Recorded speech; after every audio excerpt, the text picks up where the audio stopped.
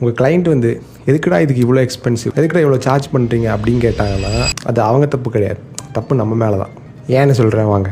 மோஸ்ட்டாக எல்லா டிசைனர்ஸும் எப்படி அவங்க ஒர்க் ப்ரெசென்ட் பண்ணுவாங்கன்னா, ஒரு 3 ஆப்ஷன் காட்டிட்டு ஏதாவது ஒன்று பிக் பண்ணுங்க அப்படின்றவாங்க, ஒரு நெட்ஃப்ளிக்ஸ் சப்ஸ்கிரிப்ஷன் மாதிரி. பட் இதுவே நீங்கள் கிளைண்ட் பெர்ஸ்பெக்டிவ்லேருந்து பார்த்தீங்கன்னா கண்ணுக்கு தெரியறதுல என்ன ஒரு சிம்பிள் இருக்குது, ஒரு கலர் இருக்குது, ஏதோ ஃபாண்ட் போட்டிருக்காங்க, இதுக்காக இவ்வளோ எக்ஸ்பென்சிவ், இதுக்காக இவ்வளோ நம்ம பே பண்ணுறோம் அப்படின்னு யோசிப்பாங்க. ஸோ அவங்க வந்து நீங்கள் ப்ரொவைட் பண்ணுற லோகோ ஃபைல்லையோ ப்ரொவைட் பண்ணுற பேக்கேஜுக்காகவோ பே பண்ணுறது கிடையாது. தே பே ஃபார் சர்டனிட்டி. அவங்களுக்கு எப்படி ஃபீல் பண்ணணும்னு நினைப்பாங்கன்னா, ஓகே இந்த பிராண்ட் வந்து பீப்புள் பார்த்தாங்கன்னா ட்ரஸ்ட் பண்ணுவாங்க, இது வந்து ஒரு க்ரோத்தை தரும் அப்படின்னு அவங்க ஃபீல் பண்ண வைக்கணும். ஸோ நெக்ஸ்ட் டைம் டிசைனை மட்டும் காட்டாமல் எக்ஸ்பிளைன் பண்ணுங்கள், ஏன் இந்த டைரக்ஷனை சூஸ் பண்ணும், ஏன் இந்த டைரக்ஷன் அவங்க டார்கெட் ஆடியன்ஸ்க்கு ஒர்க் ஆகும், இது எப்படி அவங்கள டிஃப்ரெண்ட்டாக பொசிஷன் பண்ண ஹெல்ப் பண்ணுது, மெயினாக இது என்ன ப்ராப்ளமை சால்வ் பண்ணுது, இந்த இதெல்லாம் நீங்கள் அவங்களுக்கு எக்ஸ்பிளைன் பண்ணீங்கன்னா இதில் அண்டர்ஸ்டாண்ட் உங்கள் ப்ரைஸிங்கை கொஸ்டினிங் பண்ணுறதை ஸ்டாப் பண்ணிடுவாங்க.